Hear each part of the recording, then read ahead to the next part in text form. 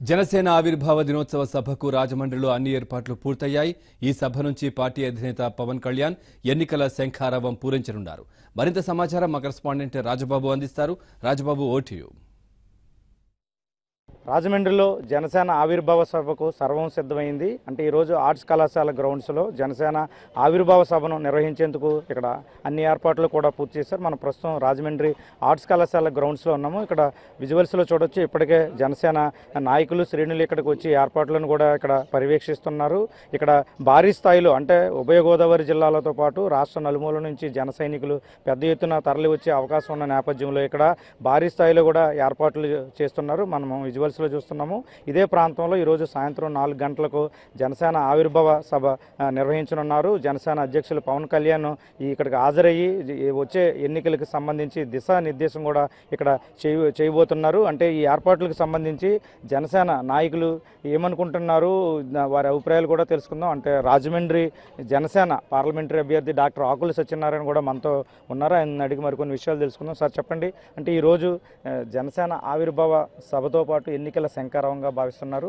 అంటే పవన్ కళ్యాణ్ ఏ విధమైన దిశానిర్దేశం చేయబోతున్నారు? ఇవాళ ఏదైతే ముందుగా ఎన్నికల నోటిఫికేషన్ రాకముందు ఆవిర్భావ దినోత్సవ సభ అని మొదలుపెట్టింది. ఎన్నికల సమరానికి శంఖారావం కిందే భావిస్తూ ఉన్నాం. ఎందుకంటే నోటిఫికేషన్ రావడం, పోలింగ్ డేట్తో సహా మనకి రాష్ట్రానికి రావడం జరిగింది. ఖచ్చితంగా ఏదైతే ఆయన ఆలోచన, ఆయన భావజాలం కానీ ఏ విధంగా ఈ రాష్ట్రం ప్రజలు బతకాలి, ఏ విధంగా ఎదగాలి అన్న అంశం మీదే ఆయన దృష్టి పెట్టడం జరిగింది. అతి ముఖ్యమైన సమస్య అవినీతి. ఇవాళ ఆనాడు అధికారంలో ఉన్న పార్టీలు కానీ ఏ విధంగా ఉన్నారో చరిత్ర, ఆల్రెడీ అవినీతి చరిత్ర. ఇవాళ ప్రస్తుతం కూడా ఉన్నది అవినీతే జరుగుతూ ఉంది. దానివల్ల ప్రజలు రాష్ట్ర అభివృద్ధి కూడా కుంటుబాటు అవుతూ ఉంది.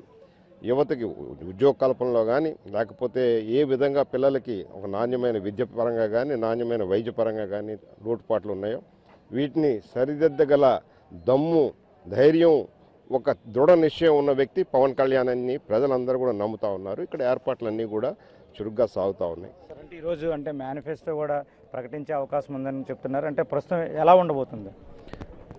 పవన్ కళ్యాణ్ గారు జనసేన పార్టీ అధ్యక్షులు ప్రీ మేనిఫెస్టోలో అతి ముఖ్యమైన అంశాలు ఆల్రెడీ చెప్పడం జరిగింది.